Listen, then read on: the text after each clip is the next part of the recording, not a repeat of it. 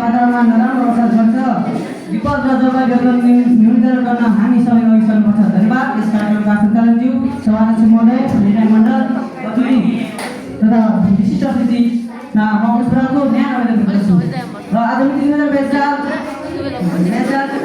आफै नाममा सचित कर प्रतियोगिता भाग लिने पदमा आफूलाई भाषण गर्दछु र यहाँ हातमा न्यायको तराजु लिएर दुध पानी बस्नुका निर्णय मण्डलज्यू र यस प्रतियोगिताको शीर्षक रहेको छ विपद जोखिम न्यूनीकरण र जलवायु परिवर्तन।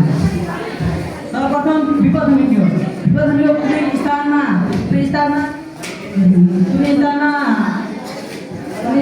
आफै अवस्था जित्दैन भई जलमूलको क्षति हुनुका साथै जीवनयापन र वातावरणमा प्रतिकूल असर पार्ने प्राकृतिक तथा गैर प्राकृतिक प्रभावलाई नै विपद भनिन्छ। विपद जोखिम भनेको के हो?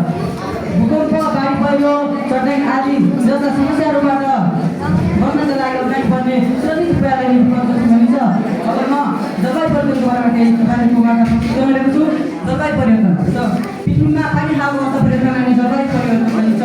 जलवायु परिवर्तन विगत केही वर्षदेखि जलवायु परिवर्तन निकै गम्भीर समस्याहरूमा देखा परेको छ।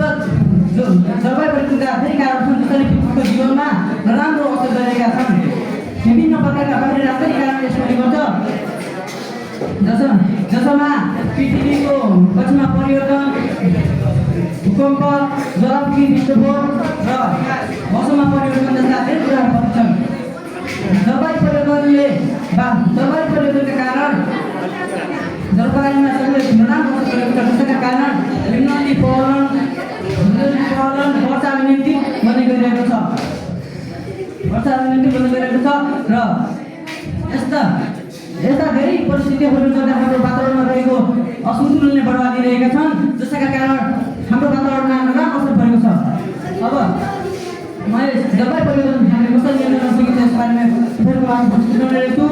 जलवायु परिवर्तन नियन्त्रण र पृथ्वीमा स्वस्थ वातावरण कायम राख्नका लागि हाम्रो पृथ्वीमा भइरहेको उतै र दक्षिणी भागमा गरिरहेका वायुमण्डलको नराम्रो असरलाई नियन्त्रण गर्न मानवहरूले गरिरहेका अनियन्त्रित गतिविधिलाई रोक्न आवश्यक छ।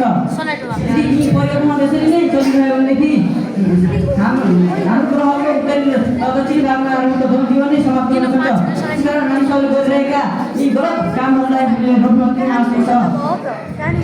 मानिसहरूले विभिन्न उद्योग तथा कारखानाहरू खोलिरहेका छन्, धुवा फुलाउने कारखानाहरू खोलिरहेका छन् जसका कारण धुवाहरूले हाम्रो वायुमण्डलमा रहेको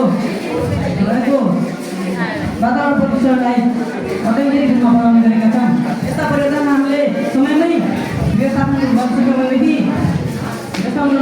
हामी जलवायु परिवर्तनबाट हामी सुरक्षित रहन सकिन्छ र विपदबाट हामी सुरक्षित रहन सकिन्छ। विपद भनेको आकस्मिक रूपले परिवर्तन हुने एक सरकारको घटना हो। विपद कसैले रोकिन्न र यसलाई न्यूनीकरण मात्र गर्न सकिन्छ। विपद कम गर्न हामीले सबैजनाले अघि लाग्नुपर्छ र मेरा